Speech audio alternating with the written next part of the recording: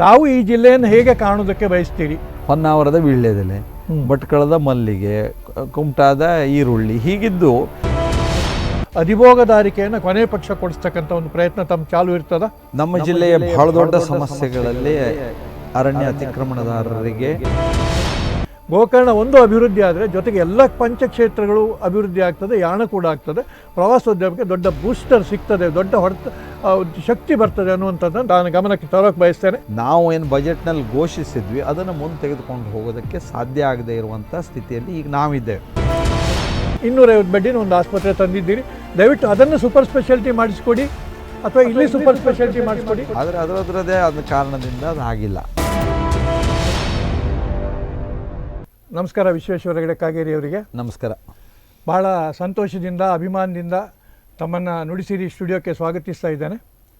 ಚುನಾವಣೆ ಬಂದಿದೆ, ticket ticket ticket ಅಂತ ತಿಂಗಳುಗಟ್ಟಲೆ ಕೇಳಿ ಕೇಳಿ ಕೇಳಿ ಕೇಳಿ ಅಳೆದು ತೂಗಿ ನೋಡಿ ಹೈಕಮಾಂಡ್ ತಮಗೆ ಟಿಕೆಟ್ ನೀಡಿದೆ. BJP ಅಭ್ಯರ್ಥಿಯಾಗಿ ಕೆನರಾ ಮತದಾರ ಕ್ಷೇತ್ರದಿಂದ ಸ್ಪರ್ಧಿಸ್ತಾ ಇದ್ದೀರಿ, ತುಂಬ ಸಂತೋಷ. ತಾವು ಶಾಸಕರಾಗಿ ಕೆಲಸ ಮಾಡಿದ್ದೀರಿ, ಸಚಿವರಾಗಿ ಕೆಲಸ ಮಾಡಿದ್ದೀರಿ, ಸ್ಪೀಕರಾಗಿ ವಿಧಾನಸಭೆ ಸ್ಪೀಕರಾಗಿ ಕೆಲಸ ಮಾಡಿದ್ದೀರಿ. ನಾನು ನಿಮ್ಮ ಬಗ್ಗೆ ನಾನೇ ಹೇಳಿಕೊಂಡು ಮುಂದೆ ಪ್ರಶ್ನೆಗಳನ್ನು ಕೇಳೋಕ್ಕೆ ಹೋಗ್ತೇನೆ. ಶಾಸಕರಾದ ಕಾಲದಲ್ಲಿ ತಾವು ವಿರೋಧಿ ಪಕ್ಷದಲ್ಲಿ ಒಂದಿಷ್ಟು ಕಾಲ ಇದ್ದಿರಿ. ನೀವು ಎಕ್ಸ್ಪೆಕ್ಟ್ ಮಾಡಿದಷ್ಟು, ನಿರೀಕ್ಷೆ ಮಾಡಿದಷ್ಟು ಕೆಲಸ ಮಾಡೋದಕ್ಕೆ ತಮಗೆ ಆಗಲಿಲ್ಲ. ಕಾರಣ ನನಗೂ ಕೂಡ ಗೊತ್ತು, ನಿಮಗೂ ಕೂಡ ಗೊತ್ತು. ಆಮೇಲೆ ಸಚಿವರಾದ ಮೇಲೆ ಶಿಕ್ಷಣ ಸಚಿವರಾಗಿ ಸಾಕಷ್ಟು ಕೆಲಸ ಮಾಡಿದ್ದೀರಿ. ಉತ್ತರ ಕನ್ನಡ ಜಿಲ್ಲೆಯ 2 ಶಿಕ್ಷಣ ಜಿಲ್ಲೆಗಳನ್ನಾಗಿ ಮಾಡಿ ಶಿಕ್ಷಣದ ಗುಣಮಟ್ಟ ಹೆಚ್ಚೋದಕ್ಕೆ ಕೆಲಸ ಮಾಡಿದ್ದೀರಿ. ಹಾಗೆ ಪ್ರವಾಸೋದ್ಯಮಕ್ಕೆ ಸಾಕಷ್ಟು ಒತ್ತು ಕೊಟ್ಟು ಜಿಲ್ಲಾ ಉಸ್ತುವಾರಿ ಸಚಿವರಾಗಿ ಪುಸ್ತಕಗಳನ್ನು ಪ್ರಕಟ ಮಾಡಿದ್ದೀರಿ.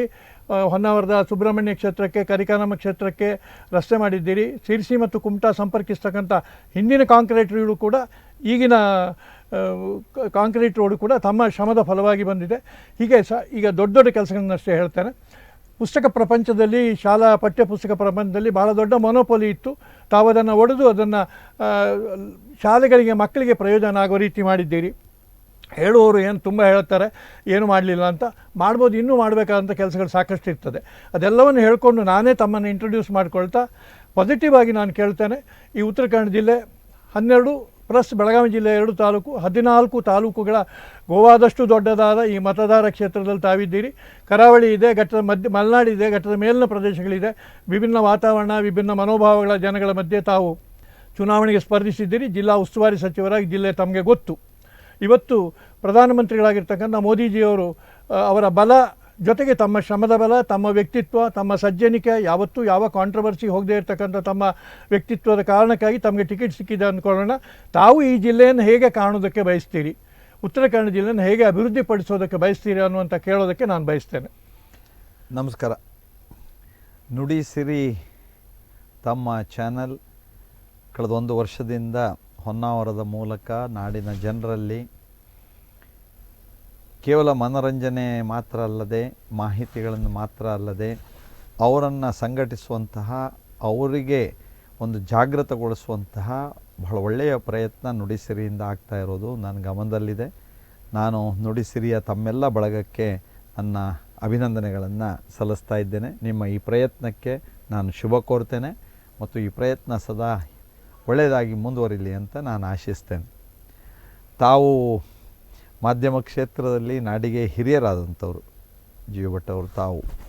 ಹಾಗಾಗಿ ತಮ್ಮ ಜೊತೆಯಲ್ಲಿ ಇವತ್ತಿನ ಈ ಒಂದು ಸಂವಾದ ಕಾರ್ಯಕ್ರಮವನ್ನು ನಡೆಸೋದಕ್ಕೆ ನನಗೆ ಅಭಿಮಾನ ಅನ್ನಿಸ್ತಾ ಇದೆ. ತಾವು ಈ ಜಿಲ್ಲೆಯ ಆಗು ಹೋಗುಗಳನ್ನು ಸಮರ್ಥವಾಗಿ ನೀವು ವರದಿ ಮಾಡ್ತಾ ಇರೋದಷ್ಟೇ ಅಲ್ಲ, ಅದಕ್ಕೆ ಪರಿಹಾರವನ್ನು ಸೂಚಿಸುವಂಥ ಪ್ರಯತ್ನವನ್ನು ತಮ್ಮ ಮೂಲಕ ಮಾಡ್ತಿದ್ದೀರಿ.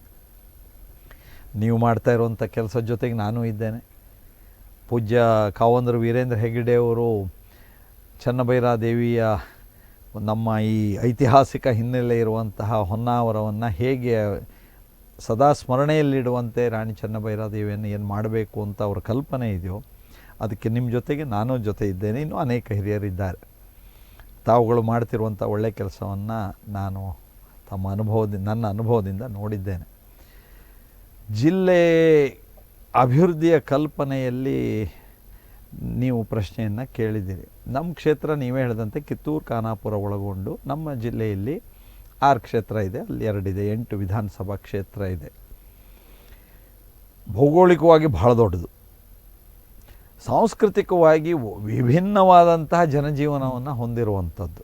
ಸರಿ, ನೀವು ಜೋಯಿಡಾಕ್ಕೆ ಹೋದರೆ ಒಂದು ರೀತಿಯ ಜನಜೀವನ, ಭಟ್ಕಳಕ್ಕೆ ಬಂದರೆ ಇನ್ನೊಂದು ರೀತಿಯ ಜನಜೀವನ, ಕಾರವಾರಕ್ಕೆ ಹೋದ್ರೆ ಹಾಗೆ, ಶಿರ್ಸಿಗೆ ಹೋದ್ರೆ ಹೀಗೆ, ಸಿದ್ದಾಪುರಕ್ಕೆ ಹೋದ್ರೆ ಹಾಗೆ, ಮುಂಡಗೋಡಿಗೆ ಹೋದ್ರೆ ಹೀಗೆ, ನಾನು ಹಿಂಗೆ ಹೇಳ್ತಾ ಹೋದರೆ ಎಲ್ಲದೂ ವೈವಿಧ್ಯಮಯವಾದಂತಹ ಸಾಂಸ್ಕೃತಿಕ ಜನಜೀವನ ಅಲ್ಲಿದೆ.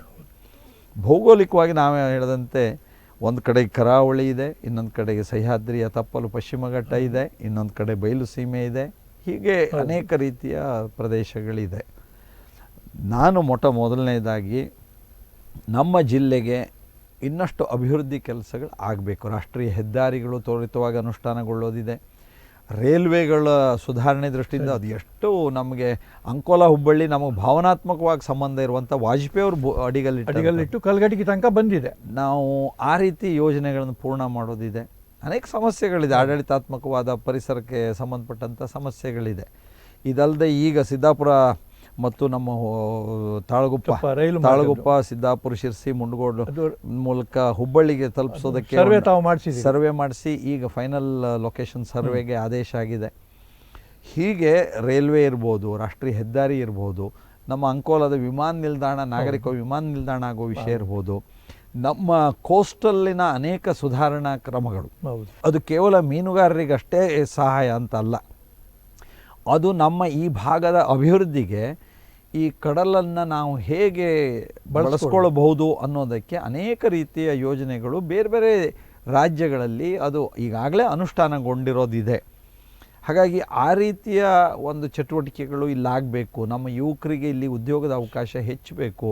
ಇಲ್ಲಿಯ ಉತ್ಪನ್ನಗಳಿಗೆ ನಾವೊಂದು ಮಾರುಕಟ್ಟೆ ವ್ಯವಸ್ಥೆಯನ್ನು ಇಲ್ಲಿ ಮಾಡಬೇಕು. ಉದಾಹರಣೆಗೆ ನಾನು ಸಭೆಯಲ್ಲಿ ಹೇಳಿದೆ, ಹೊನ್ನಾವರದ ವೀಳ್ಯದೆಲೆ, ಭಟ್ಕಳದ ಮಲ್ಲಿಗೆ, ಕುಮಟಾದ ಈರುಳ್ಳಿ, ಹೀಗಿದ್ದು ಇಲ್ಲಿ ಕೇವಲ ನಾವು ಅಥವಾ ಅಡಿಕೆ ಇರ್ಬೋದು, ಭತ್ತ ಇರ್ಬೋದು, ಮೀನು ಇರಬಹುದು, ನಮ್ದು ಯಾವುದೇ ಉತ್ಪನ್ನಗಳಿರ್ಬೋದು, ಆ ಉತ್ಪನ್ನಗಳನ್ನು ನಾವು ಅದಕ್ಕೆ ಈ ಮಾರುಕಟ್ಟೆಯನ್ನು ನಿರ್ಮಿಸುವಂಥ ರೀತಿಯಲ್ಲಿ ಒಂದು ಫೈನಲ್ ಪ್ರಾಡಕ್ಟ್ ಮಾಡಬೇಕಲ್ಲ. ಹೌದು, ಅದು ಆಗಿ ಅದರ ಮೂಲಕ ಉದ್ಯೋಗಗಳು ಸೃಷ್ಟಿಯಾಗಿ ನಮ್ಮ ಕೃಷಿ ಉತ್ಪನ್ನಗಳಿಗೂ ಒಂದು ವ್ಯವಸ್ಥೆ ಆಗಬೇಕು. ಕೃಷಿಯಲ್ಲಿಯೂ ನಮ್ಮ ಯುವಕರು ಆಸಕ್ತರಾಗುವಂತೆ ಆಗಬೇಕು. ಹೀಗೆಲ್ಲ ಅನೇಕ ಕಲ್ಪನೆಗಳಿದೆ. ಇದು ಕೇವಲ ಕೇಂದ್ರ ಸರ್ಕಾರದ ಅನೇಕ ಯೋಜನೆಗಳಿಂದ ಮಾತ್ರ ಆಗುತ್ತೆ ಅಂತಿಲ್ಲ, ರಾಜ್ಯ ಸರ್ಕಾರದ ಸಹಾಯನೂ ಬೇಕಾಗುತ್ತೆ ಮತ್ತು ಖಾಸಗಿ ವ್ಯಕ್ತಿಗಳ ಒಂದು ಸಹಕಾರನೂ ಬೇಕಾಗತ್ತೆ. ಹಾಗಾಗಿ ಬರುವಂಥ ದಿನದಲ್ಲಿ ನನ್ನ ಕಲ್ಪನೆ ಜೊತೆಯಲ್ಲಿ ತಮ್ಮಂಥ ಅನೇಕ ಹಿರಿಯರ ಅನುಭವಗಳನ್ನು ನಾನು ಪಡೆದು ಅವರೆಲ್ಲರ ಜೊತೆಗೆ ಸಮಾಲೋಚಿಸಿ ನಾನು ನಮ್ಮ ಜಿಲ್ಲೆಯ ಪರಿಸರ ರಕ್ಷಣೆ ಜೊತೆಯಲ್ಲಿ ಈಗಿರುವಂತಹ ಅನೇಕ ಸಮಸ್ಯೆಗಳನ್ನು ದೂರ ಮಾಡಿ ಅಭಿವೃದ್ಧಿಯಲ್ಲಿ ಇನ್ನಷ್ಟು ಹೆಚ್ಚು ವೇಗವಾಗಿ ಹೋಗೋದಕ್ಕೆ ನಾವು ಪ್ರಯತ್ನ ಒಟ್ಟಾಗಿ ಮಾಡಬೇಕಾಗಿದೆ. ಅದಕ್ಕೆ ನಾಡಿನ ಅನುಭವಿಗಳ ಸಲಹೆ ಸೂಚನೆ, ನಾನು ಮಾರ್ಗದರ್ಶನವನ್ನು ಪಡಿತೇನೆ. ಅರಣ್ಯ ಅತಿಕ್ರಮಣದಾರ ಭಾಳ ದೊಡ್ಡ ಸಮಸ್ಯೆ ಇದೆ. ಏನಾದರೂ ಒಂದು ರೀತಿಯಲ್ಲಿ ಅವರಿಗೆ ಬದುಕೋದಕ್ಕೆ ಹಕ್ಕನ್ನು ಮಾಡಿಕೊಟ್ಟು ತಾವು ಅದನ್ನು ಸಪೋರ್ಟ್ ಮಾಡಿದ್ದೀರಿ. ತಾವು ವಿಧಾನಸಭಾ ಚುನಾವಣೆಗೂ ಮೊದಲು ಕೂಡ ಅಂತರವೂ ಕೂಡ ತಾನು ಪ್ರಯತ್ನ ಮಾಡ್ತೇನೆ, ನಿಮಗಾಗಿ ಕೆಲಸ ಮಾಡ್ತೇನೆ ಅಂತಕ್ಕಂಥ ಮಾತನ್ನು ಹೇಳಿದ್ದೀರಿ. ಅದು ಕೇಂದ್ರದ ಸಬ್ಜೆಕ್ಟ್ ಆಗಿರೋದ್ರಿಂದ ತಾವು ಸಂಸದರಾದರೆ ಇನ್ನೂ ಹೆಚ್ಚಿನ ಅವಕಾಶ ಅದನ್ನು ಲೋಕಸಭೆಯಲ್ಲಿ ಅದನ್ನು ಮಂಡಿಸುವ ಮುಖಾಂತರವಾಗಿಯೋ ತಿದ್ದುಪಡಿ ತರುವ ಮುಖಾಂತರವಾಗಿಯೋ ಅಧಿಭೋಗದಾರಿಕೆಯನ್ನು ಕೊನೆ ಪಕ್ಷ ಕೊಡಿಸ್ತಕ್ಕಂಥ ಒಂದು ಪ್ರಯತ್ನ ತಮ್ಮ ಚಾಲು ಇರ್ತದ. ನಮ್ಮ ಜಿಲ್ಲೆಯ ಬಹಳ ದೊಡ್ಡ ಸಮಸ್ಯೆಗಳಲ್ಲಿ ಅರಣ್ಯ ಅತಿಕ್ರಮಣದಾರರಿಗೆ ಭೂ ಮಾಲೀಕತ್ವ ಅಂದರೆ RTC ಸಿಗದೇ ಇರುವಂತಹ, ಅವರಿಗೆ ಅದರ ಓನರ್ಶಿಪ್ ಸಿಗದೇ ಇರುವಂತಹ ಸಮಸ್ಯೆಯು ಒಂದು ಬಹಳ ದೊಡ್ಡ ಸಮಸ್ಯೆ. ಸುಮಾರು 80-85 ಸಾವಿರ ಕುಟುಂಬಗಳು ಈ ರೀತಿಯ ಒಂದು ಕಷ್ಟವನ್ನು ಅನುಭವಿಸ್ತಾ ಇದೆ. ಕೇಂದ್ರದ ಅನೇಕ ಕಾಯ್ದೆಗಳು ನಮ್ಮ ಮಧ್ಯದಲ್ಲಿ ಇದೆ. ಆ ಕಾಯ್ದೆಗಳ ಉದ್ದೇಶವೂ ಈ ಪಶ್ಚಿಮ ಘಟ್ಟದ ಈ ಪರಿಸರದ ರಕ್ಷಣೆ ಆಗಬೇಕು ಅಂತ. ಆದರೆ ನಮ್ಮ ಜಿಲ್ಲೆಯಲ್ಲಿ 80% ಅರಣ್ಯ ಇದೆ. ನಮ್ಮ ಜಿಲ್ಲೆಯ ಜನ ಪರಿಸರದ ಜೊತೆಯಲ್ಲಿ ಒಂದಾಗಿ ಬದುಕದಂಥವ್ರು, ಅರಣ್ಯವನ್ನು ಸ್ವಾರ್ಥಕ್ಕಾಗಿ ದುರುಪಯೋಗಪಡಿಸ್ಕೊಂಡಂಥವ್ರು ಅಲ್ಲ. ಇದೆಲ್ಲ ಸಂಗತಿಗಳು ನಮ್ಮ ಅಧಿಕಾರಿ ವರ್ಗಗಳಿಗೆ, ಸರ್ಕಾರದಲ್ಲಿರುವಂಥ ಮುಖ್ಯಸ್ಥರಿಗೆ ಪರಿಚಯ ಇದ್ದರೂ ಕೆಲವು ಕಾನೂನುಗಳ ತೊಡಕಿನಿಂದಾಗಿ ನಮಗೆ ಅನೇಕ ರೀತಿಯ ಸಮಸ್ಯೆಗಳು ಇದೆ. ಆದರೆ ಬರುವಂಥ ದಿನದಲ್ಲಿ ಇದು ಕೇವಲ ನಮ್ಮ ರಾಜ್ಯದ ಸಮಸ್ಯೆಗಳು ಮಾತ್ರ ಅಲ್ಲ, ನಮ್ಮ ಜಿಲ್ಲೆಯ ಸಮಸ್ಯೆಗಳು ಮಾತ್ರ ಅಲ್ಲ, ಇದು ಇಡೀ ದೇಶದ ಮುಂದಿರುವಂತಹ ಒಂದು ಸಮಸ್ಯೆ, ಈ ಅತಿಕ್ರಮಣದಾರರ ಸಮಸ್ಯೆ. ಹಾಗಾಗಿ ನಾವು ಈಗಾಗಲೇ ನಮ್ಮ ಹಿಂದಿನ ಎಲ್ಲ BJPಯಿಂದ ಆಯ್ಕೆಯಾಗಿರುವಂಥ ಎಲ್ಲ ಸಂಸದರು ಈ ವಿಷಯದಲ್ಲಿ ಕೆಲವು ಹೆಜ್ಜೆಗಳನ್ನು ಕ್ರಮಗಳನ್ನು ತೆಗೆದುಕೊಂಡಿದ್ದಾರೆ. ನಾನು ಮುಂದಿನ ದಿನಗಳಲ್ಲಿ ಆಯ್ಕೆಯಾಗಿರುವಂಥ ನಮ್ಮೆಲ್ಲ ಸಂಸದರ ಜೊತೆ ಸೇರಿ ಇಲ್ಲಿ ಅವರಿಗೆ ಯಾವ ರೀತಿಯಲ್ಲಿ ಸಹಾಯ ಮಾಡಬಹುದು ಅನ್ನೋದನ್ನು ಇನ್ನಷ್ಟು ಹೆಚ್ಚು ಚರ್ಚಿಸಿಕೊಂಡು ನಾವು ಮುಂದೆ ಹೋಗ್ತೇವೆ. ಆದರೆ ಒಂದು ಮಾತನ್ನು ಭಾಳ ವಿಶ್ವಾಸದಲ್ಲಿ ಹೇಳ್ತೇನೆ, ನಾನು ಸಭಾಧ್ಯಕ್ಷನಾಗಿಯೂ ಮತ್ತು ವಿವಿಧ ಜವಾಬ್ದಾರಿಗಳಲ್ಲೂ ನಾನು ಆ ಮಾತು ಹೇಳಿದ್ದೇನೆ ಮತ್ತು ಹಾಗೆ ನಡೆಸಿದ್ದೇನೆ. ಅವರಿಗೆ ಸ್ಥಳದಲ್ಲಿ ಯಾವುದೇ ರೀತಿಯ ತೊಂದರೆ ಆಗದೇ ಇರುವಂತೆ ನಾವು ನೋಡಿಕೊಂಡಿದ್ದೇವೆ. GPS ಆಗಿದೆ. GPS ಆಗಿರೋ ಸ್ಥಳದಲ್ಲಿ ಅರಣ್ಯ ಅತಿಕ್ರಮಣದಾರರಿಗೆ ಯಾವುದೇ ರೀತಿ ತೊಂದರೆ ಆಗದೇ ಇರುವಂತೆ ನಾವು ನೋಡ್ಕೊಳ್ತೀವಿ. ಅಷ್ಟೇ ಅಲ್ಲ, ನಾನು ಸಭಾಧ್ಯಕ್ಷನಾಗಿರೋ ಕಾರಣದಿಂದಾಗಿ ಅಂದಿನ ಮುಖ್ಯಮಂತ್ರಿ ಯಡಿಯೂರಪ್ಪನವರು, ಅಂದಿನ ವಸತಿ ಸಚಿವರು ಸೋಮಣ್ಣ ಅವರ ಸಹಕಾರದಿಂದ ಅರಣ್ಯ ಅತಿಕ್ರಮಣದಲ್ಲಿ ಇದ್ದಂಥವರಿಗೆ ಮನೆ ನಂಬರ್ ಇದ್ದರೆ ಅವರಿಗೆ ನಮ್ಮ ಬಸವ ವಸತಿ ಯೋಜನೆಯಲ್ಲಿ ಮನೆಗಳನ್ನು ನಾವು ಕೊಡಿಸಿದ್ದೀವಿ. ಮನೆ ನಂಬರ್ ಇದ್ದವ್ರಿಗೆ ಮನೆ ಕೊಡಿಸಿದ್ದೀವಿ. ಮೊದಲು ಕೊಡ್ತಿರ್ಲಿಲ್ಲ ಅರಣ್ಯ ಅತಿಕ್ರಮಣದಾರರಿಗೆ ಮನೆ, ಅನುಕೂಲಸ್ಥರಿಗೆ ಕೊಡ್ತಿದ್ರು. ಆದರೆ ಈಗ ನಿಜವಾಗಿ ಬಡವರಿಗೆ ಮನೆ ಸಿಗುವಂತೆ ನಾನು ನನ್ನ ಸ್ಥಾನದಿಂದ ಜವಾಬ್ದಾರಿಯನ್ನು ನಿರ್ವಹಿಸಿದ್ದೀನಿ. ಅರಣ್ಯ ಅತಿಕ್ರಮಣದಾರರ ಹಿತ ಕಾಪಾಡ್ತೀನಿ. ನಾವೆಲ್ಲರೂ ಕಾಪಾಡಬೇಕಾಗಿದೆ, ನಮ್ಮ ಮಾನವೀಯ ಜವಾಬ್ದಾರಿ ಅದು. ಆದರೆ ಕಾನೂನಿನ ಅಡಿಯಲ್ಲಿ ಈ ಸಮಸ್ಯೆಗೆ ಪರಿಹಾರ ಕಂಡುಕೊಳ್ಳೋದಕ್ಕೆ ಇನ್ನಷ್ಟು ಹೆಚ್ಚು ವಿಸ್ತಾರವಾಗಿ ಚರ್ಚಿಸಿ ಮುಂದೆ ಹೋಗಬೇಕಾಗಿದೆ. ಆ ದಿಕ್ಕಿನಲ್ಲಿ ನನ್ನ ಪ್ರಯತ್ನವನ್ನು ನಾನು ಮಾಡ್ತೇನೆ. ಭಾಳ ಸಂತೋಷ. ಇನ್ನೊಂದು ಗಂಭೀರವಾದ್ದು, ಭಾಳ ದಿವಸದಿಂದ ಅದು ನಡೀತಾ ಇರತಕ್ಕಂಥದ್ದು, ಒಂದು ಸೂಪರ್ ಸ್ಪೆಷಾಲಿಟಿ ಆಸ್ಪತ್ರೆ ಬೇಕು ಅನ್ನುವಂಥದ್ದು. ಸರ್ಕಾರ ತಾವು ಸಭಾಪತಿಗಳಿದ್ದಾಗಲೇ ಅದು ಚರ್ಚೆಗೆ ಬಂದಾಗ ತಾವು ಆರೋಗ್ಯ ಮಂತ್ರಿಗಳಿಗೆ ಅವಕಾಶ ಕೊಟ್ಟು ಮಾತಾಡಿಸಿದ್ರಿ. ಕಾರವಾರದ ಸಿವಿಲ್ ಹಾಸ್ಪಿಟಲನ್ನು ಸೂಪರ್ ಸ್ಪೆಷಾಲಿಟಿಗೆ ಅಪ್ಗ್ರೇಡ್ ಮಾಡಬೇಕು. ಮೆಡಿಕಲ್ ಕಾಲೇಜ್ ಇದ್ದಲ್ಲಿ ಮಾತ್ರ ಸೂಪರ್ ಸ್ಪೆಷಾಲಿಟಿ ಸಾಧ್ಯ ಆಗಿದೆ ಅನ್ನೋ ಮಟ್ಟಿಗೆ ಕರಾವಳಿಗೆ ಆಯಿತು. ತಾವು ಸಿರ್ಸಿಗೆ 200 ಬೆಡ್ಡಿಂದ 100 ಬೆಡ್ಡಿಂದ 250 ಬೆಡ್ಡಿನ ಒಂದು ಆಸ್ಪತ್ರೆ ತಂದಿದ್ದೀರಿ. ಬಹುಶಃ ಕಂಪ್ಲೀಟ್ ಆಸ್ಪತ್ರೆ ಬಿಲ್ಡಿಂಗ್ ಕಂಪ್ಲೀಟ್ ನಡೀತಾ ಇದೆ, ಮುಗಿತಾ ಬಂದಿದೆ. ಬಹುಶಃ ಮೇನ್ ಸ್ಟ್ರಕ್ಚರ್ ಎಲ್ಲ ಮುಗಿದೋಗಿದೆ. ಅದಕ್ಕೆ ಒಂದು ಸೂಪರ್ ಸ್ಪೆಷಾಲಿಟಿ ಫೆಸಿಲಿಟೀಸ್ ಕೊಟ್ಟರೆ ಭಾಳ ಸುಲಭವಾಗಿ ಸಾಧ್ಯ. ಘಟ್ಟದ ಮೇಲಿನವರಿಗೆ, ಘಟ್ಟದ ಕೆಳಗಿನವರಿಗೆ ಅನುಕೂಲ ಆಗ್ತದೆ ಅನ್ನುವಂಥ ಒಂದು. ಇನ್ನು ರಾಷ್ಟ್ರೀಯ ವೈದ್ಯಕೀಯ ವಿಜ್ಞಾನ ಸಂಸ್ಥೆ ಅಂಥದ್ದೊಂದು ಬರಬೇಕು ಅನ್ನುವಂಥ ಆಸೆ. ಕೆಲವು ರಾಜ್ಯಕ್ಕೆ 1-2 ಕೊಟ್ಟಿದೆ, ಕೆಲವು ರಾಜ್ಯಗಳಿಗೆ ಕೇಂದ್ರ ಸರ್ಕಾರ 2-3 ಕೊಟ್ಟಿದೆ. ಅಂಥದ್ದೊಂದು ರಾಷ್ಟ್ರೀಯ ವೈದ್ಯಕೀಯ ವಿಜ್ಞಾನ ಸಂಸ್ಥೆ ಏಮ್ಸ್ ಅಂತ ಅದು ಬರೋದಾದರೆ ಇದು ಯಾವುದೂ ಬೇಕಾಗೋದೇ ಇಲ್ಲ ನಮಗೆ. ಸೀಬರ್ಡಿಗೆ ಭೂಮಿ ಕೊಟ್ಟಿದ್ದಾರೆ ರೈತರು, ಸೀಬರ್ಡ್ ಬಂದಿದೆ, ಕೈಗಾಕ್ಕೆ ತ್ಯಾಗ ಮಾಡಿದ್ದಾರೆ. ಬೇರೆ ಬೇರೆ ರೀತಿಯಲ್ಲಿ ದೇಶಕ್ಕೆ ಭಾಳ ರೀತಿಯಿಂದ ಕಾಂಟ್ರಿಬ್ಯೂಷನ್ ಕೊಟ್ಟಿದ್ದು ಸ್ವಾತಂತ್ರ್ಯ ಹೋರಾಟಗಾರರ ಜಿಲ್ಲೆ ಇದು. ಆದ್ದರಿಂದ ಇಲ್ಲಿಯ ವೈದ್ಯಕೀಯ ಮೊದಲಿನ ಆರೋಗ್ಯ ಮಂತ್ರಿಗಳು ದ.ಪ. ಕರ್ಮರ್ಕರ್ ಅವರು 47ಕ್ಕೂ ಮೊದಲು ಸ್ವಾತಂತ್ರ್ಯ ಹೋರಾಟದಲ್ಲಿ ಭಾಳ ದೊಡ್ಡ ಚಳವಳಿಯನ್ನು ಭಾಗವಹಿಸಿರ್ತಕ್ಕಂಥ ಉತ್ತರ ಕನ್ನಡ ಜಿಲ್ಲೆಯಲ್ಲಿ ಚಳವಳಿ ಮಾಡಿದರು ದ.ಪ. ಕರ್ಮರ್ಕರ್. ಆಮೇಲೆ ಅವರು ಕೇಂದ್ರ ಆರೋಗ್ಯ ಮಂತ್ರಿಗಳಾದರು. ಆವಾಗ ಸಿರ್ಸಿಗೆ ಒಂದು ಸೂಪರ್ ಸ್ಪೆಷಾಲಿಟಿ ಆಸ್ಪತ್ರೆ ಬೇಕು, ಕೊಡ್ತೇನೆ ಅಂತ ಸ್ಯಾಂಕ್ಷನ್ ಮಾಡಿದರು. ಅದು ಎಷ್ಟೋ ವರ್ಷಗಳ ನಂತರ ನೀವು ಅಧಿಕಾರಕ್ಕೆ ಬಂದ ಮೇಲೆ, ನೀವು ಸ್ಪೀಕರ್ ಆಗಿರೋ ಕಾಲದಲ್ಲಿ 250 ಬೆಡ್ಡಿನ ಒಂದು ಆಸ್ಪತ್ರೆ ತಂದಿದ್ದೀರಿ. ದಯವಿಟ್ಟು ಅದನ್ನು ಸೂಪರ್ ಸ್ಪೆಷಾಲಿಟಿ ಮಾಡಿಸ್ಕೊಡಿ, ಅಥವಾ ಇಲ್ಲಿ ಸೂಪರ್ ಸ್ಪೆಷಾಲಿಟಿ ಮಾಡಿಸ್ಕೊಡಿ, ಅಥವಾ ವೈದ್ಯಕೀಯ ವಿಜ್ಞಾನ ಸಂಸ್ಥೆ ಕೊಡಿಸಿ. ಇದು 3 ಬಗ್ಗೆ ಪ್ರಯತ್ನ ಇರಲಿ ತಮ್ಮದು ಅಂತ. ನಮ್ಮ ಉತ್ತರ ಕನ್ನಡ ಜಿಲ್ಲೆಗೆ ಸೂಪರ್ ಸ್ಪೆಷಾಲಿಟಿ ಆಸ್ಪತ್ರೆ ಬೇಕು ಅನ್ನೋ ವಿಷಯದಲ್ಲಿ ನಿರ್ವಿವಾದ ಅದು, ಎಲ್ಲರದ್ದೂ ಸಹಮತ ಇದೆ. ಎಲ್ಲರೂ ಒಟ್ಟಾಗಿ ಪ್ರಯತ್ನಿಸ್ತಾನೂ ಇದ್ದೇವೆ. ನಾನು ಸ್ಪೀಕರ್ ಆದಾಗ ಸದನದಲ್ಲಿ ವಿಸ್ತಾರವಾಗಿ ಚರ್ಚೆ ಆಯಿತು. ಅಂದಿನ ಮುಖ್ಯಮಂತ್ರಿಗಳು ಬೊಮ್ಮಾಯಿ ಅವ್ರ ಜೊತೆ, ಆರೋಗ್ಯ ಸಚಿವರು ಸುಧಾಕರ್ ಅವ್ರ ಜೊತೆ ಮಾತನಾಡಿ, ನಮ್ಮ ಸ್ಥಳೀಯ ಶಾಸಕರಾದಂಥ ದಿನಕರ್ ಶೆಟ್ಟರು, ರೂಪಾಲಿ ನಾಯ್ಕ್ ಅವರು ಅಥವಾ ಸುನೀಲ್, ನಾವು ಇವರೆಲ್ಲರ ಜೊತೆಗೆ ಮಾತನಾಡಿ ಆರೋಗ್ಯ ಸಚಿವರು ಸ್ವತಃ ಕುಮಟಾಕ್ಕೆ ಬಂದು ಸ್ಥಳ ನೋಡಿದರು. ಸ್ಥಳ ನೋಡಿದ್ದಷ್ಟೇ ಅಲ್ಲ, ನಮ್ಮ ಬಜೆಟ್ನಲ್ಲಿ ನಾವು ಅಲ್ಲಿ ಒಂದು ಈ ಸೂಪರ್ ಸ್ಪೆಷಾಲಿಟಿ ಆಸ್ಪತ್ರೆ ಮಾಡ್ತೀವಿ ಅನ್ನೋದಕ್ಕೆ ಬೇಕಾದಂತಹ ಘೋಷಣೆಯೂ ನಾವು ಮಾಡಿದ್ವಿ. ಆದರೆ ಕಳೆದ 1 ವರ್ಷದಿಂದ ಬದಲಾದ ಆಡಳಿತ ಕಾಂಗ್ರೆಸ್ಸಿಂದ ಬಂದಿರೋದ್ರಿಂದ ಅವರು ಈ ದಿಕ್ಕಿನಲ್ಲಿ ನಾವು ಏನು ಬಜೆಟ್ನಲ್ಲಿ ಘೋಷಿಸಿದ್ವಿ ಅದನ್ನು ಮುಂದೆ ತೆಗೆದುಕೊಂಡು ಹೋಗೋದಕ್ಕೆ ಸಾಧ್ಯ ಆಗದೇ ಇರುವಂಥ ಸ್ಥಿತಿಯಲ್ಲಿ ಈಗ ನಾವಿದ್ದೇವೆ. ತಾವು ಹೇಳಿದಂತೆ ಕಾರವಾರದ ಆಸ್ಪತ್ರೆ ಇನ್ನೂ ಚೆನ್ನಾಗಾಗಬೇಕು, ಶಿರ್ಸಿ ಆಸ್ಪತ್ರೆ ಚೆನ್ನಾಗಾಗಬೇಕು. ತಮ್ಮ ಸಲಹೆ ಇದು ಉತ್ತಮವಾಗಿದೆ. ಅದನ್ನೆಲ್ಲ ಮಾಡೋದಕ್ಕೆ ಒಟ್ಟಾಗಿ ಪ್ರಯತ್ನಿಸ್ತೇವೆ. ಖಂಡಿತ, ತುಂಬ ಸಂತೋಷ. ಎರಡನೇದಾಗಿ ಪ್ರವಾಸೋದ್ಯಮ. ಈಗ ಚಾರ್ಧಾಮ್ ಉತ್ತರ ಭಾರತದಲ್ಲೇ ಆಯಿತು, ಗಂಗಾ ಸ್ವಚ್ಛತೆ ಆಯಿತು, ಕಾಶಿ ಆಯಿತು, ರಾಮ ಜನ್ಮಭೂಮಿ ಆಯಿತು. ಲಕ್ಷಗಟ್ಟಲೆ ಕೋಟಿ ರೂಪಾಯಿಗಳನ್ನು ಕೇಂದ್ರ ಸರ್ಕಾರ ಅಲ್ಲಿ ವಿನಿಯೋಗಿಸ್ತಾ ಇದೆ. ಕೇಂದ್ರ ಸರ್ಕಾರ ವಿನಿಯೋಗಿಸ್ತಾ ಇದೆ, ಜನಗಳ ದುಡ್ಡು ವಿನಿಯೋಗ ಆಗ್ತಾ ಇದೆ. ಅಷ್ಟೇ ಮಹತ್ವವಾದಂಥ ಗೋಕರ್ಣದಂಥ ಕ್ಷೇತ್ರಗಳು, ಪರಮಶಿವನ ಆತ್ಮಲಿಂಗ ಇರ್ತಕ್ಕಂಥ ಏಕೈಕ ಕ್ಷೇತ್ರ ಗೋಕರ್ಣ. ಹಾಗೆ ವಿಷ್ಣುಪಾದ ಇದ್ದಾಗೆ ರುದ್ರಪಾದ, ಉತ್ತರ ಭಾರತದಲ್ಲಿ ವೈಷ್ಣವರಿಗೆ ವಿಷ್ಣುಪಾದ ಇದೆ, ಅಲ್ಲಿ ಇದ್ದಾಗೆ ರುದ್ರಪಾದ ಗೋಕರ್ಣದಲ್ಲಿ ಇರೋದ್ರಿಂದ ಅಷ್ಟೇ ಪವಿತ್ರವಾದದ್ದು. ಉತ್ತರ ಭಾರತೀಯರು ಸಾಕಷ್ಟು ಯಾತ್ರಿಕರು ಬರ್ತಾರೆ.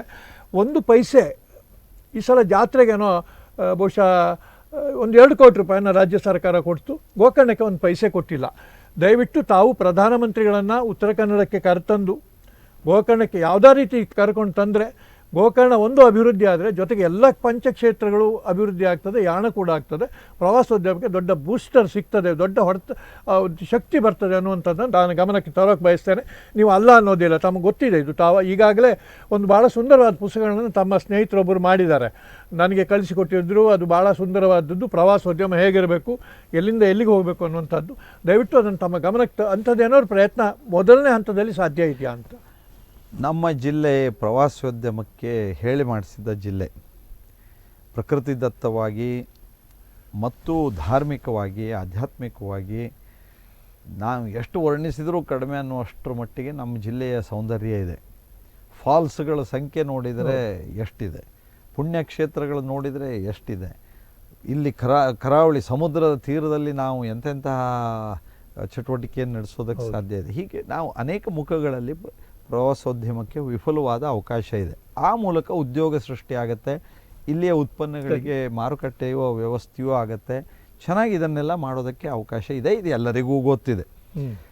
ಕಾಲದಲ್ಲಿ ಸರ್ಕಾರಕ್ಕೆ ಇದನ್ನೆಲ್ಲ ತಿಳಿಸಿದೆ, ಮಾಡಿದೆ, ಆದರೆ ಅದರದ್ರದ್ದೇ ಆದ ಕಾರಣದಿಂದ ಅದು ಆಗಿಲ್ಲ. ಆದರೆ ನನಗೆ ವಿಶ್ವಾಸ ಇದೆ, ನಮ್ಮ ಪ್ರಧಾನಿ ನರೇಂದ್ರ ಮೋದಿಜಿಯವರು ಕಳೆದ 10 ವರ್ಷದಲ್ಲಿ ಅವರು ಈ ಒಂದು ಧಾರ್ಮಿಕ ಕ್ಷೇತ್ರಗಳು ಅಭಿವೃದ್ಧಿ ಆದರೆ ಹೇಗೆ ಆರ್ಥಿಕವಾದ ಚಟುವಟಿಕೆ, ಸಾಮಾಜಿಕವಾದ ಚಟುವಟಿಕೆಗಳು ಅದು ಹೇಗೆ ಭವಿಷ್ಯದ ಪರಿವರ್ತನೆಗೆ ಕಾರಣ ಆಗುತ್ತೆ, ಉದ್ಯೋಗದ ಅವಕಾಶಗಳಿಗೆ ಕಾರಣ ಆಗುತ್ತೆ ಅನ್ನೋದನ್ನು ನಮಗೆ ಅನೇಕ ಕಡೆಯಲ್ಲಿ ತೋರಿಸ್ಕೊಟ್ಟಿದ್ದಾರೆ. ಕಾಶಿ ಇರ್ಬೋದು, ಉಜ್ಜಯಿನಿ ಇರ್ಬೋದು, ಈಗ ಅಯೋಧ್ಯೆ ಇರ್ಬೋದು, ಇನ್ನೂ ಬೇರೆ ಬೇರೆ ಅನೇಕ ಕ್ಷೇತ್ರಗಳಲ್ಲಿ ತೋರಿಸ್ಕೊಟ್ಟಿದ್ದಾರೆ. ನಮ್ಮ ಜಿಲ್ಲೆಯಲ್ಲಿ ನಾವು ಹೆಮ್ಮೆ ಪಡಬೇಕು. ನಮ್ಮದು ಬನವಾಸಿಯಂತಹ ಕನ್ನಡದ ಪ್ರಥಮ ರಾಜಧಾನಿಯ ಕ್ಷೇತ್ರ, ಪ್ರಥಮ ರಾಜಧಾನಿ. ನಮಗೆ ಅದೇ ರೀತಿ ಉಳಿವಿಯಂತಹ ಪವಿತ್ರ ಕ್ಷೇತ್ರ ಇದೆ. ಗೋಕರ್ಣದಂತಹ ಐತಿಹಾಸಿಕವಾದ, ಅದು ಎಷ್ಟು ಪುರಾತನವಾದ ಒಂದು ಪುಣ್ಯಕ್ಷೇತ್ರ ಗೋಕರ್ಣ ಇದೆ. ನಮಗೆ ಇಡಗುಂಜಿ ಇದೆ. ನಾನು ಹೀಗೆ ಹೇಳ್ತಾ ಹೋದರೆ ಅಂದರೆ ಜಿಲ್ಲೆಯ ಎಲ್ಲ ಕ್ಷೇತ್ರಗಳ ಬಗ್ಗೆ ಹೇಳ್ಬೋದು. ತಾಯಿ ಮಾರಿಕಾಂಬೆಯಿಂದ ಹಿಡಿದು ನಾವು ಹೇಳುವ ಪ್ರತಿ ಕಡೆಯಲ್ಲಿ ಈ ರೀತಿ ಕ್ಷೇತ್ರ ಇದೆ.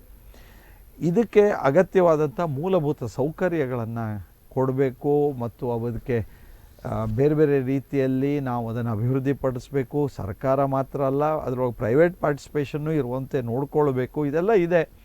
ನಾನು ನಮ್ಮ ಎಲ್ಲ ಶಾಸಕರ ಜೊತೆಯಲ್ಲಿ, ನಮ್ಮ ಜಿಲ್ಲೆಯ ಚಿಂತಕರ ಜೊತೆಯಲ್ಲಿ ಸಹಜವಾಗಿ ಇದೆಲ್ಲವೂ ಚರ್ಚೆಯಲ್ಲಿರುವಂಥ ವಿಷಯ ಇದೆ. ಇದಕ್ಕೆಲ್ಲದಕ್ಕೂ ಒಂದು ವೇಗ ಸಿಗುವಂತೆ ನಾನು ಸಂಸದನಾಗಿ ನಿಶ್ಚಿತವಾಗಿ ನಿಮ್ಮೆಲ್ಲರ ಅಪೇಕ್ಷೆಯಂತೆ ನಾನು ಕೆಲಸ ಮಾಡೋದಕ್ಕೆ ನಿಮ್ಮ ಜೊತೆಗೆ ಹಿಂದಿನಿಂದಲೂ ಇದ್ದೇನೆ. ನನ್ನ 30 ವರ್ಷದ ಈ 40 ವರ್ಷದ ಸಾರ್ವಜನಿಕ ಜೀವನದಲ್ಲಿ ನಾನು ತೆರೆದಿಟ್ಟ ಪುಸ್ತಕದಂತೆ ಇದ್ದೇನೆ.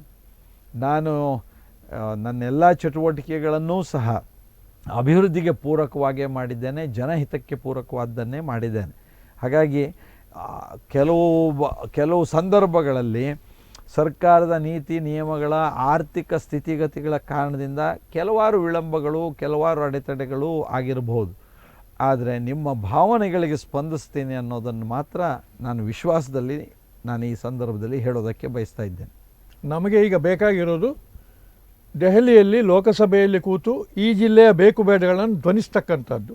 ರಾಷ್ಟ್ರೀಯ ಯೋಜನೆಗಳು ಇವತ್ತು ಎಲ್ಲ ಸರ್ವೆಗಳು ಹೇಳ್ತವೆ 300 ಈಗ ಮೋದಿಜಿಯವರು 400 ಪಾರ್ ಅಂತ ಹೇಳಿದರೂ ಕೂಡ 300ಕ್ಕೆ ಸರ್ಕಾರ ಆಗೋದಕ್ಕೇನು ಪ್ರಾಬ್ಲಮ್ ಇಲ್ಲ, 300ಕ್ಕಿಂತ ಮೇಲಾಗ್ತದೆ. ಆವಾಗ ಉತ್ತರ ಕನ್ನಡ ಜಿಲ್ಲೆಯ ಗಟ್ಟಿ ಧ್ವನಿ, ಈ ಕೆನರಾ ಕ್ಷೇತ್ರದ ಗಟ್ಟಿ ಧ್ವನಿ, ಇಂಥ ಒಂದು ಜಿಲ್ಲೆ ಅಮೂಲ್ಯವಾದಂಥ ಜಿಲ್ಲೆ ಇದೆ, ತ್ಯಾಗಿಗಳ ಜಿಲ್ಲೆ ಇದೆ, ಸ್ವಾತಂತ್ರ್ಯ ಹೋರಾಟಗಾರರ ಜಿಲ್ಲೆ ಇದೆ ಹೇಳುವಂಥ ಒಂದು ಧ್ವನಿಯನ್ನು ನೀವು ದಿಲ್ಲಿಗೆ ಮುಟ್ಟಿಸ್ತೀರಿ ಅನ್ನುವಂಥ ಒಂದು ಭರವಸೆಯನ್ನು ನಮ್ಮ ಜನಕ್ಕೆ ಕೊಡಬೇಕು ನೀವು.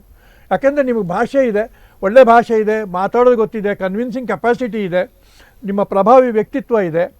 ನೀವು ಇದು ಅಸೆಂಬ್ಲಿಯಲ್ಲಿ ಸ್ಪೀಕರ್ ಆಗಿ ಕೂಡ ತಾವು ತುಂಬ ಪ್ರಭಾವಿಯಾಗಿ ಕೆಲಸ ಮಾಡಿದ್ದೀರಿ. ಇಡೀ ದೇಶದಲ್ಲಿ ತಾವು ವಿಧಾನಸಭೆಯನ್ನು ಬಹಳ ಪ್ರಭಾವಿಯಾಗಿ ಅತ್ಯುತ್ತಮವಾಗಿ ನಡೆಸಿದ್ದೀರಿ.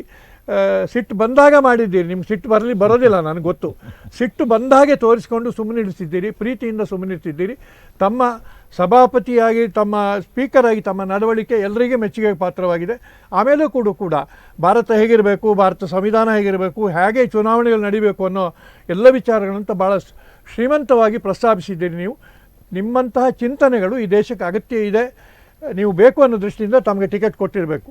ಆದರೆ ಇಲ್ಲಿಯವರೆಗೆ ಯಾವ್ಯಾವುದೋ ಕಾರಣಕ್ಕಾಗಿ ನಮ್ಮ ಧ್ವನಿ ಕೇಳಲಿಲ್ಲ. ದಿಲ್ಲಿಗೆ ತುಂಬ ಜನಗಳಾಗಿ ಹೋಗಿದ್ದಾರೆ, ನಾನು ಇವ್ರನ್ನ ಅಂತ ಹೇಳೋದಿಲ್ಲ. ತುಂಬ ಜನ ದಿಲ್ಲಿಯಲ್ಲಿ ನಮ್ಮ ಧ್ವನಿ ಕೇಳಲಿಲ್ವ ಅನ್ನುವ ಕಾರಣಕ್ಕಾಗಿ ನೀವು ಧ್ವನಿಯನ್ನು ಕೇಳಿಸ್ತೀರಿ ಅಂತಕ್ಕಂಥ ಭರವಸೆಯನ್ನು ನೀವು ಜನಕ್ಕೆ ಕೊಡಬೇಕಾದಂಥ ಅಗತ್ಯ ಇದೆ ಇವತ್ತು. ನಾನು ಅಂತಿಮವಾಗಿ ನಿಮ್ಮೆಲ್ಲರಲ್ಲಿ ನಾನು ವಿನಂತಿ ಮಾಡಿಕೊಳ್ಳೋದು ಅಂದರೆ, ಭಾರತದ ನಮ್ಮ ಶ್ರೇಷ್ಠ ಸಂವಿಧಾನ ಇದೆಯಲ್ಲ, ಅದು ಜಗತ್ತಿನ ಚಿತ್ರಣವನ್ನು ನೋಡಿದಾಗ ಬಹಳ ಅತ್ಯುತ್ತಮವಾದಂತಹ ಒಂದು ಆಡಳಿತ ವ್ಯವಸ್ಥೆಯನ್ನು ಈ ದೇಶದಲ್ಲಿ ನಿರೂಪಿಸಿದೆ. ನಮ್ಮ ಈ ಪ್ರಜಾಪ್ರಭುತ್ವದ ಸಂಸದೀಯ ವ್ಯವಸ್ಥೆಗೆ ಸ್ವಾತಂತ್ರ್ಯ ನಂತರದ ಇದುವರೆಗೂ ಬಹಳ ದೊಡ್ಡ ಶಕ್ತಿಯನ್ನು ನಮ್ಮ ಪ್ರಜೆಗಳು, ಜಾಗೃತ ಮತದಾರರು ನೀಡ್ತಾ ಇದ್ದಾರೆ. ನಮ್ಮ ದೇಶಕ್ಕೆ ಕಪ್ಪು ಚುಕ್ಕೆಯಂತೆ ನಾವು ತಲೆ ತಗ್ಗಿಸುವಂತಹ ಸಂದರ್ಭ ಬಂದಿರೋದು ಈ ಪ್ರಜಾಪ್ರಭುತ್ವದ ವ್ಯವಸ್ಥೆಯಲ್ಲಿ. ತುರ್ತು ಪರಿಸ್ಥಿತಿ, ಶ್ರೀಮತಿ ಇಂದಿರಾ ಗಾಂಧಿಯವರು ಪ್ರಧಾನಿಯಾದ ಸಂದರ್ಭದಲ್ಲಿ ಅವರು ತುರ್ತು ಪರಿಸ್ಥಿತಿಯನ್ನು ಹಾಕಿದಾಗ ಆ ಅವಧಿಗೆ ಮಾತ್ರ ನಮ್ಮ ಈ ವ್ಯವಸ್ಥೆಗೆ ಒಂದು ಕಪ್ಪು ಚುಕ್ಕೆ. ಅದರ ಹೊರತಾಗಿ ಈ ವ್ಯವಸ್ಥೆ ಚೆನ್ನಾಗಿ ನಡ್ಕೊಂಡು ಬಂದಿದೆ. ಸಮಸ್ಯೆ ಇಲ್ವೋ, ಲೋಪದೋಷ ಇಲ್ವೋ ಇದೆ. ಆದಾಗ್ಯೂ ಜಗತ್ತಿನ ಚಿತ್ರಣದಲ್ಲಿ ನಮ್ಮ ಸಂವಿಧಾನ ಮತ್ತು ನಮ್ಮ ಈ ವ್ಯವಸ್ಥೆ ಅತ್ಯುತ್ತಮವಾದ ವ್ಯವಸ್ಥೆ.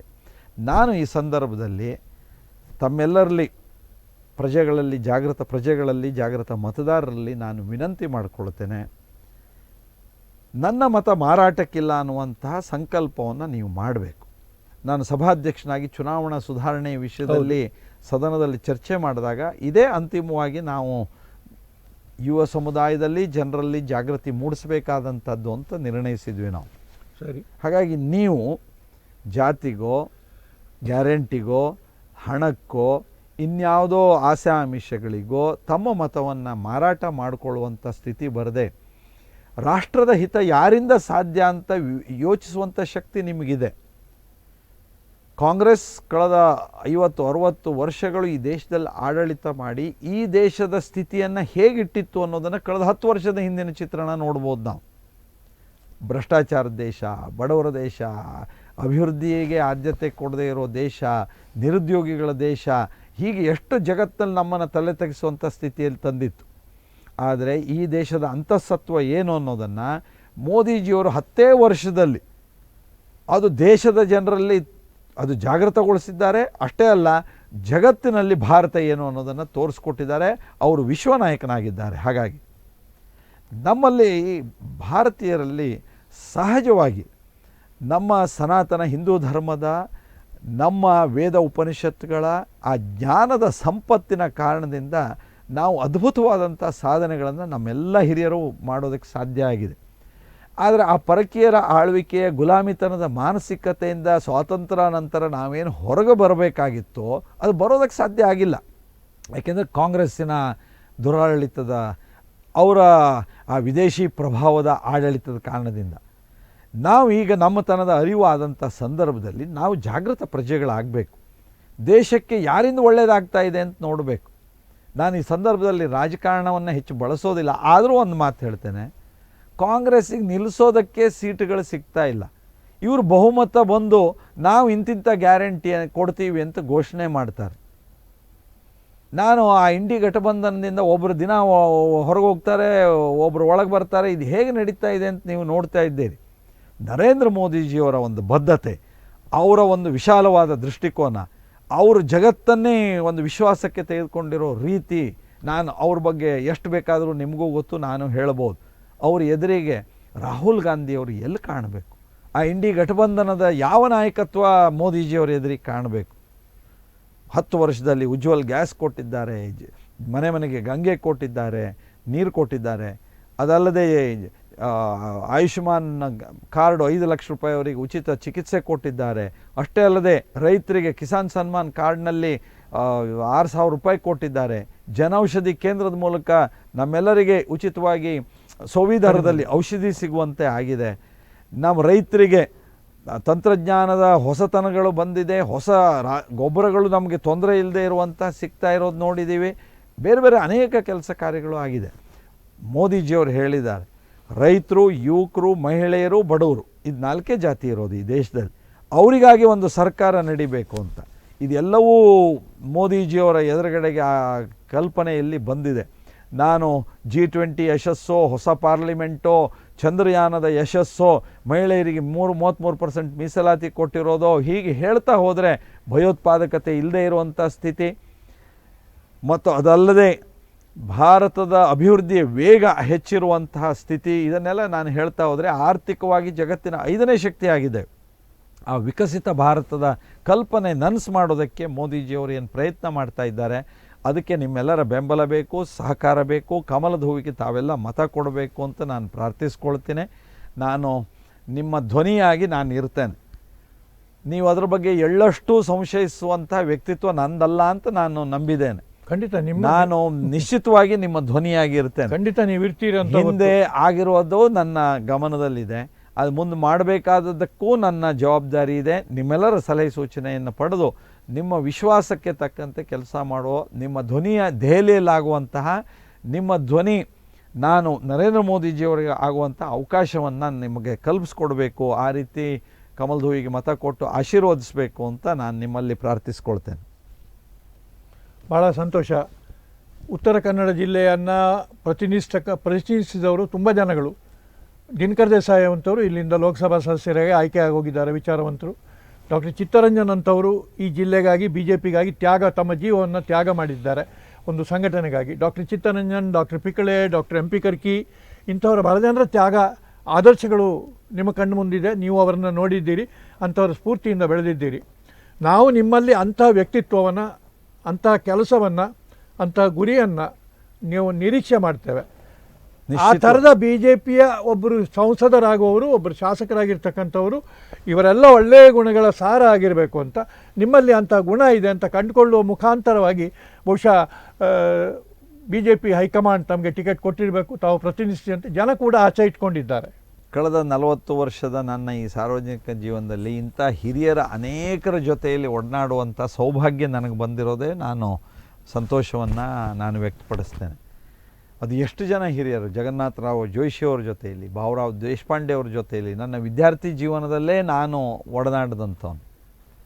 ಅದಲ್ಲದೆ ನಾನು, ನಮ್ಮ ಕುಟುಂಬವೇ, ನಮ್ಮ ತಂದೆಯವರು ಸ್ವಯಂ ಸೇವಕರು, ಹಾಗಾಗಿ ನಾವು ಬಾಲ್ಯದಿಂದ ಸ್ವಯಂ ಸೇವಕರಾದಂಥವನು. ಸಂಘದ ಹಿನ್ನೆಲೆಯಿಂದ ನಾನು ನನ್ನ ವ್ಯಕ್ತಿತ್ವವನ್ನು ವಿದ್ಯಾರ್ಥಿ ಪರಿಷತ್ ಮೂಲಕ ಬೆಳೆಸ್ಕೊಂಡಂಥವನು. ಈಗ BJPಯ ಮೂಲಕ ಸಾರ್ವಜನಿಕ ಕ್ಷೇತ್ರದಲ್ಲಿ ನನ್ನ ಜವಾಬ್ದಾರಿಯನ್ನು ನಿರ್ವಹಿಸ್ತಾ ಇರುವಂಥವನು. ಹಾಗಾಗಿ ನಾನು ಮಾಡಬೇಕಾದ ಕೆಲಸಗಳ ಬಗ್ಗೆ ಈ ಎಲ್ಲ ಹಿರಿಯರು ನನಗೆ ಸ್ಪಷ್ಟವಾದ ಒಂದು ನಂಬಿಕೆಯನ್ನು ಮೂಡಿಸಿದ್ದಾರೆ. ಹಾಗಾಗಿ ನಾನು ನಿಶ್ಚಿತವಾಗಿ ನಿಮ್ಮೆಲ್ಲರ ಅಪೇಕ್ಷೆಯ ಧ್ವನಿಯಾಗಿ ಆ ಹಿರಿಯರು ಹಾಕಿಕೊಟ್ಟಂಥ ಮಾರ್ಗದರ್ಶನ, ಅವರು ಕೊಟ್ಟಂಥ ಸಲಹೆ ಸೂಚನೆಗಳ ನೆನಪಿನ ಅಡಿಯಲ್ಲಿ ನಿಶ್ಚಿತವಾಗಿ ನನ್ನ ಜವಾಬ್ದಾರಿಯನ್ನು ಸಮರ್ಥವಾಗಿ ನಿರ್ವಹಿಸೋದಕ್ಕೆ ನಾನು ಪ್ರಯತ್ನ ಮಾಡ್ತೇನೆ. ನಿಮ್ಮೆಲ್ಲರ ಆಶೀರ್ವಾದ, ದೇವರ ಭಗವಂತನ ಆಶೀರ್ವಾದವನ್ನು ನಾನು ಪ್ರಾರ್ಥಿಸ್ತೇನೆ. ಭಾಳ ಸಂತೋಷ ಕಾಗೇರಿಯವರೇ. ಅಡ್ಡತಿಡ್ಡ ಪ್ರಶ್ನೆಗಳನ್ನು ಕೇಳಿ ನಿಮ್ಮನ್ನು ಇಂತಹ ಅಗ್ಗದ ರಾಜಕೀಯಕ್ಕಾಗಿ ನುಡಿಸಿರಿ ಕಾರ್ಯಕ್ರಮ ಮಾಡಿಲ್ಲ. ಒಬ್ಬ ಹಿರಿಯ ರಾಜಕಾರಣಿ ಒಂದು ಲೋಕಸಭಾ ಚುನಾವಣೆ ಸ್ಪರ್ಧಿಸಿರುವ ಅವರ ಅಭಿಪ್ರಾಯಗಳೇನು, ಜನಗಳ ಅಭಿಪ್ರಾಯಗಳೇನು, ಅದನ್ನು ಮುಟ್ಟಿಸುವ ಮುಖಾಂತರವಾಗಿ ಈ ಪುಟ್ಟ ಸಂದರ್ಶನಕ್ಕೆ ಅವಕಾಶ ಮಾಡಿಕೊಟ್ಟಿದ್ದೀರಿ. ಭಾಳ ಸಂತೋಷ. ಜಿಲ್ಲೆಯ ಧ್ವನಿಯಾಗ್ತೇನೆ, ಕೆನರಾ ಮತಕ್ಷೇತ್ರದ ಧ್ವನಿಯಾಗಿ ಡೆಲ್ಲಿಯಲ್ಲಿ ನಿಲ್ತೇನೆ ಹೇಳುವಂಥ ಭರವಸೆಯನ್ನು ಸಾರ್ವಜನಿಕರಿಗೆ ಕೊಟ್ಟಿರೋದ್ರಿಂದ ಎಲ್ಲರ ಪರವಾಗಿ, ನುಡಿಸಿರಿಯ ಪರವಾಗಿ ತಮಗೆ ಹಾರ್ದಿಕ ವಂದನೆಗಳು. ಮತ್ತೆ ಭೇಟಿಯಾಗೋಣ. ದೇವರು ನಿಮಗೆ ಹೆಚ್ಚಿನ ಆಯುಷ್ಯವನ್ನು, ಹೆಚ್ಚಿನ ಶಕ್ತಿಯನ್ನು, ಹೆಚ್ಚಿನ ಅಧಿಕಾರವನ್ನು ಕರುಣಿಸಲಿ ಅಂತ ಪ್ರಾರ್ಥಿಸ್ತೇನೆ. ನಮಸ್ಕಾರ. ನುಡಿಸಿರಿಯ ತಮ್ಮ ಈ ಒಂದು ರಚನಾತ್ಮಕ ಪ್ರಯತ್ನಕ್ಕೆ ಮತ್ತೊಮ್ಮೆ ಅಭಿನಂದಿಸ್ತೇನೆ. ಚುನಾವಣೆಯ ಸಂದರ್ಭದಲ್ಲಿ ಪ್ರಜಾಪ್ರಭುತ್ವದ ಒಂದು ಜವಾಬ್ದಾರಿಗಳನ್ನು, ಮೌಲ್ಯಗಳನ್ನು ಎತ್ತಿ ಹಿಡಿಯುವಂತಹ ಒಂದು ಜಾಗೃತಿ ಮೂಡಿಸುವಂಥ ತಮ್ಮ ಈ ಪ್ರಯತ್ನಕ್ಕೆ ನಾನು ಅಭಿನಂದಿಸ್ತೇನೆ. ಅದರೊಳಗೂ ತಮ್ಮಂಥ ಹಿರಿಯರು ಈ ಒಂದು ವಾಹಿನಿಯ ಮುಖ್ಯಸ್ಥರಾಗಿ ಇದನ್ನು ಮುನ್ನಡೆಸ್ತಾ ಇದ್ದು ಜನರಿಗೆ ತಾವೇ ಹೇಳಿದಂತೆ ಒಂದು ಪ್ರಬುದ್ಧವಾದ ವಿಚಾರಗಳನ್ನು ಕೊಡುವಂಥ ತಮ್ಮ ಪ್ರಯತ್ನ ಏನಿದೆ ಅದಕ್ಕೆ ನಾನು ಶುಭ ಕೋರ್ತೇನೆ. ನುಡಿಸಿರಿ ಸದಾ ಜನರ ಮಧ್ಯೆ ಜ್ಞಾನವನ್ನು ಕೊಡೋದಕ್ಕೆ ಬೇಕಾದಂತಹ ಹೆಜ್ಜೆಯನ್ನು ಮುಂದುವರಿಸಲಿ ಅಂತ ನಾನು ಪ್ರಾರ್ಥಿಸ್ತೇನೆ. ನಿಮ್ಮ ಈ ಪ್ರಯತ್ನಕ್ಕೆ ನನ್ನ ಶುಭವನ್ನು ಕೋರ್ತೇನೆ. ನಮಸ್ಕಾರ. ನಮಸ್ಕಾರ.